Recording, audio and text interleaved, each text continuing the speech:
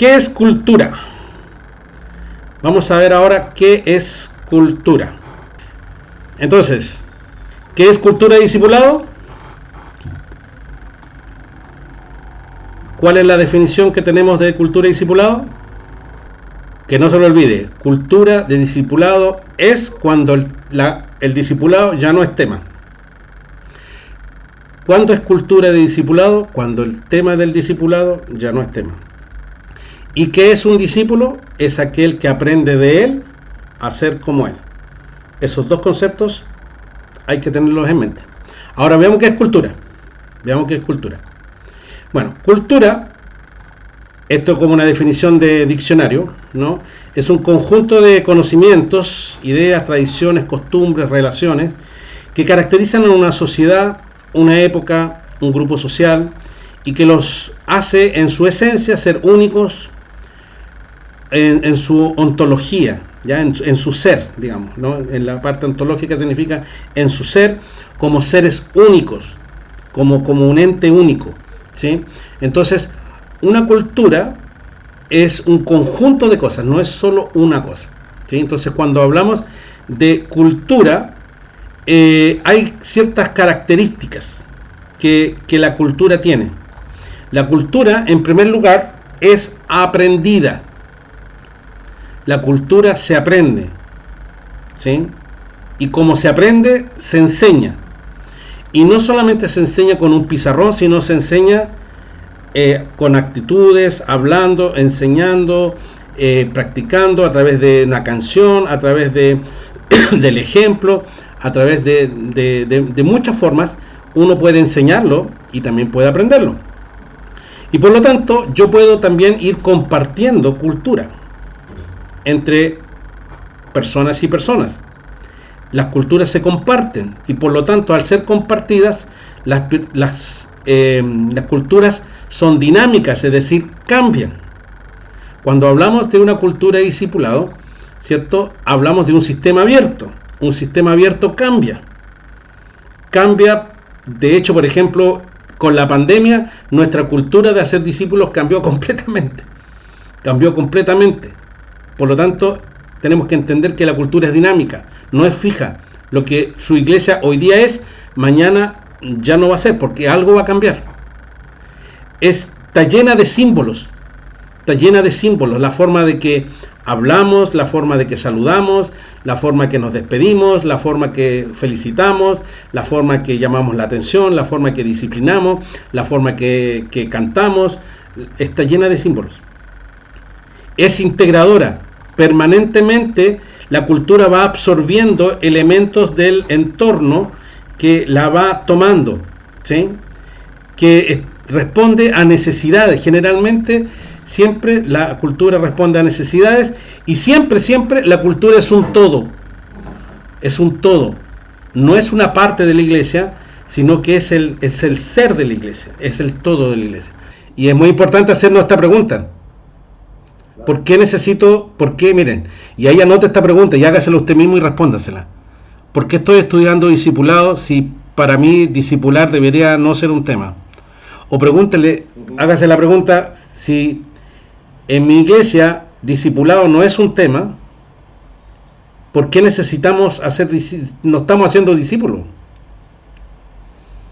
¿Por qué la mayoría de la gente... forma de vida.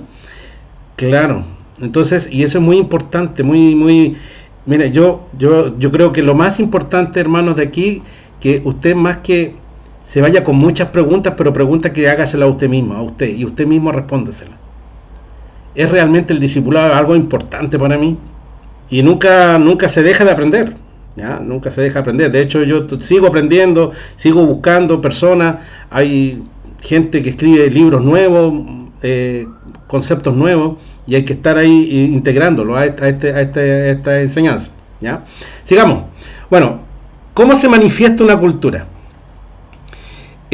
Cuando hablamos de cómo una cultura se va manifestando en una iglesia o en distintas organizaciones sociales, puede ser una escuela, puede ser en el gobierno, puede ser una organización cultural o inclusive en un club de fútbol, en todos los sistemas abiertos, ¿ya? Todos los sistemas sociales donde hay personas son sistemas abiertos, y la iglesia no es la excepción. Y por lo tanto, como un sistema abierto, manifiesta estos cuatro digamos, estamentos de manifestación. Lo primero son los valores, ¿sí? Una cultura, lo más profundo de una cultura siempre son los valores. Lo que es valioso, lo que son las creencias, lo que más adelante yo les voy a explicar un poquito son los juicios maestros, los paradigmas, la forma de creencias o sistema de creencias o de valores que tenemos, las escalas de valores. Esto es el centro de una cultura. De esta escala de valores, de los valores, de las creencias, nacen se conocen los rituales. Los rituales. Que en todo sistema abierto, como también son las iglesias, tenemos rituales. Saludos, cómo manifestar respeto, cómo comportarnos, cómo celebramos, cómo lloramos, cómo vemos las pérdidas, cómo ganancias, cómo cuando entra alguien, cuando sale alguien, cómo elegimos a los que nos dirigen. Son rituales que en toda cultura se manifiestan.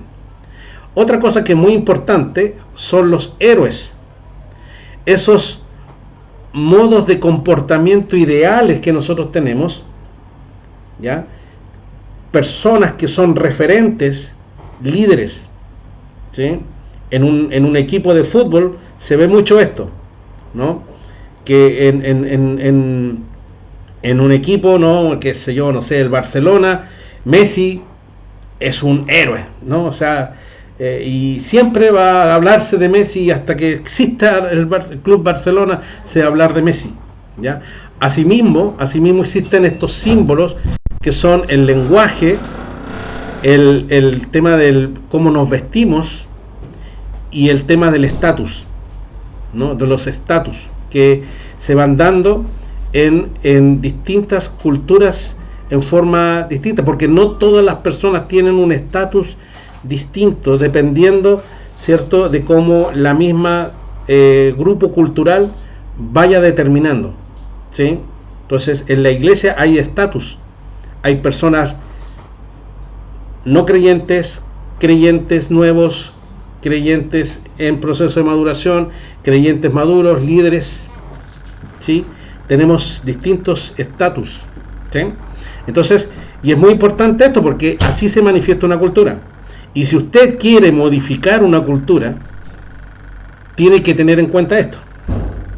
Tiene que tener en cuenta, ¿ya? Porque si usted quiere cambiar el lenguaje, el vestido, el estatus, sin cambiar los valores, te digo, eso no va a pasar, ¿sí? Y es muy importante, ¿ya?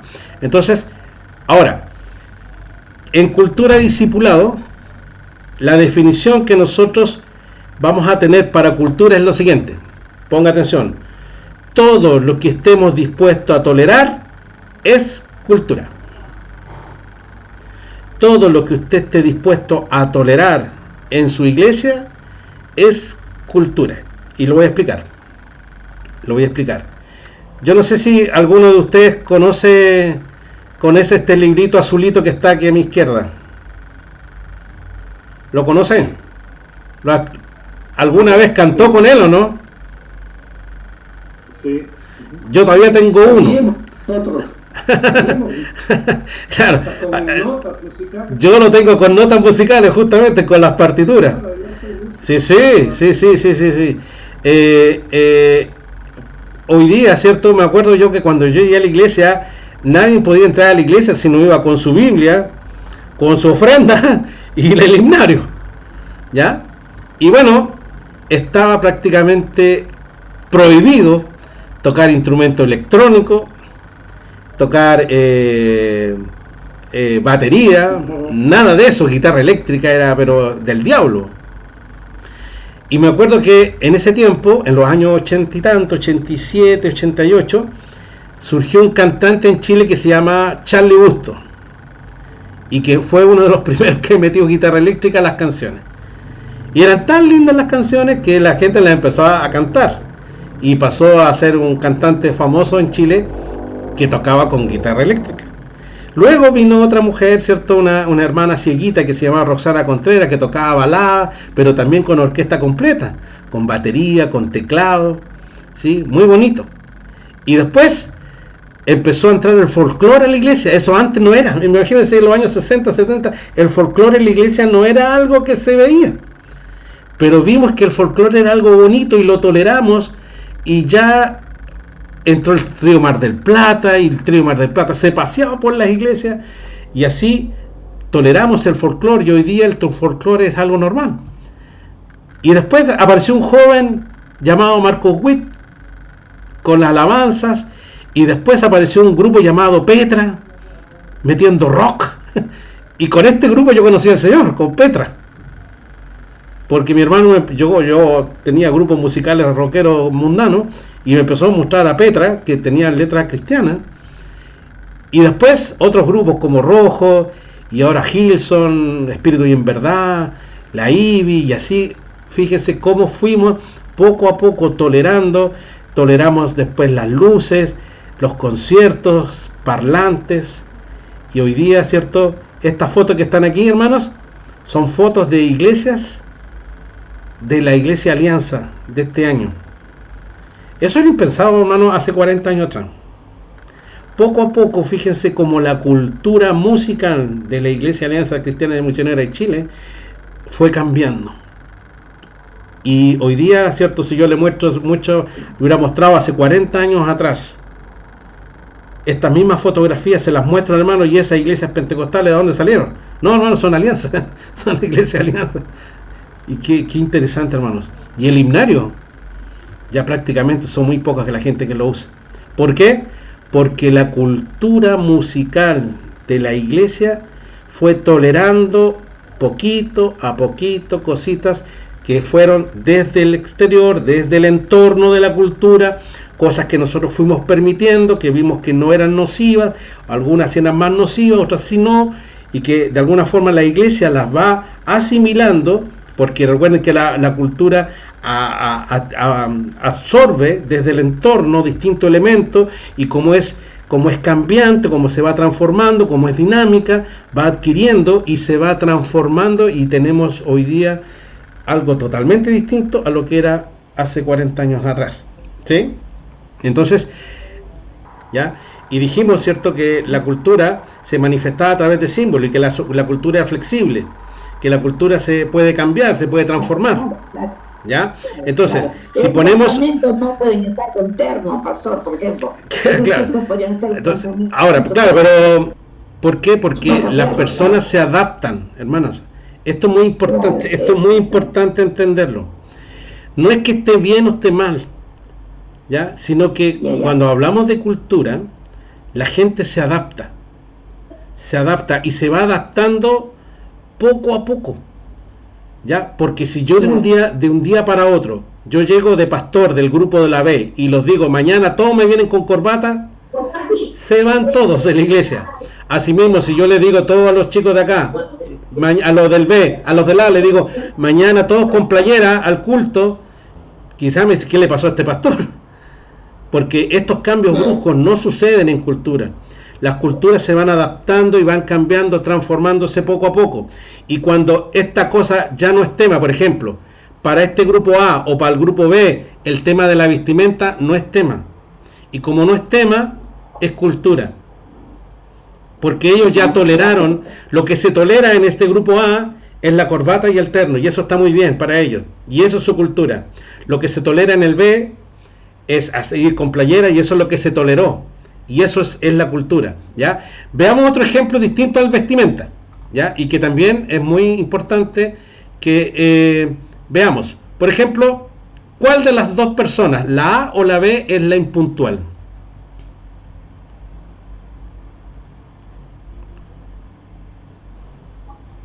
Ajá. La A. A ver, levante la mano. Y la B impuntual, porque está ahí alarmado, porque se le hizo tarde. Claro, No. ¿sí? Oh. Ok. Ya, les voy a presentar a la hermana impuntual. Esta es la hermana impuntual. ¿Saben por qué? Porque la definición dice que la cultura es todo lo que ella tolera. Esta persona va atrasada, pero está todo bien. Entonces, yo no sé si a usted le ha pasado que hermanos que llegan tarde a la iglesia y como que no pasara nada, como que todo bien. Así es. Entonces, cuando una cultura, ¿cómo se manifiesta la cultura? Es cuando está toleradas ciertas conductas. Esas conductas toleradas, lo que toleramos, es cultura. Entonces, si no toleramos, por ejemplo, la impuntualidad, cuando nosotros no toleramos el pecado en la iglesia, ¿sí? No toleramos ciertas cosas, eso hace que y lo que toleramos se transforma en cultura. Lo que no toleramos no entra, lo que sí toleramos se mete, y eso es lo que tarde o temprano se va convirtiendo en una cultura y va cambiando, ¿cierto?, nuestro proceso. Entonces, ¿qué es lo que hizo la pandemia? Es que nos transformó todo, porque abruptamente nos tuvimos que ver expuestos, ¿cierto?, a cambiar toda nuestra forma de ser. Es como si pusiéramos al chico de remera, ¿cierto?, lo ponemos en el grupo de los chicos con traje de etiqueta. Inmediatamente, de un abrir y cerrar de ojos, estábamos en la virtualidad, con hermanos que no sabían cómo meterse al computador y hacer discípulos por computador. Fue todo cambiado, un cambio tan brusco, y que provocó, ¿cierto?, un cambio profundo en la iglesia, y que poco a poco, cuando empezamos a tolerarlo, fíjense que mucha gente después ya no quiso volver a la iglesia y quiere seguir solamente siendo en virtual, ¿no? Entonces la cultura, cuando no es tema, ya es cultura. Entonces, ¿qué aprendió aquí? ¿Quién me dice algo que aprendió sobre la cultura? Claro, las nuevas generaciones, ¿cierto?, cristianas, más las nuevas generaciones que no son cristianas, generalmente lo que tiende, la tendencia natural, es a diferenciarse de la generación anterior, ¿cierto? Si estamos hablando de generaciones, la generación Baby Boomers, ¿cierto?, de la que mi mamá era, ¿cierto?, después de la Segunda Guerra Mundial, ¿no? Esa generación, cuando llegamos los que somos más ochenteros, ¿no?, de los años 80, entonces nosotros nos quisimos diferenciar de ellos e inventamos nuestra propia música, nuestro propio estilo, queríamos diferenciarnos del rock and roll. Audio. ¿Sí? Tenemos todo el audio, Jorge. Ok, entonces, bueno, la cosa es que las generaciones tratan de diferenciarse una de la otra. Asimismo, los millennials se quieren diferenciar, ¿cierto?, de la generación X. Y hoy día la generación de cristal, o la generación, ¿cierto?, Z, ¿no?, esta generación nueva que estamos ahora viviendo, ¿no?, de ahí del 2005 hasta ahora más o menos 2024, esta generación, ¿cierto?, conocida como la generación de cristal o la generación Z, es una generación que se quiere totalmente diferenciar de los millennials. Totalmente. Entonces, cuando hablamos de cambios generacionales y culturalmente hablando, en el mundo generalmente, ¿cierto?, la generación que viene trata de diferenciarse de la otra. Trata de diferenciarse por un tema netamente, ¿cierto?, digamos, de choque generacional, ¿sí? Y bueno, más adelante vamos a ver esto, ¿cierto?, de cómo las culturas se filtran entre sí. Ya como una cultura puede filtrar a otra, ¿ya? Y vamos a ver algunos ejemplos bíblicos como es.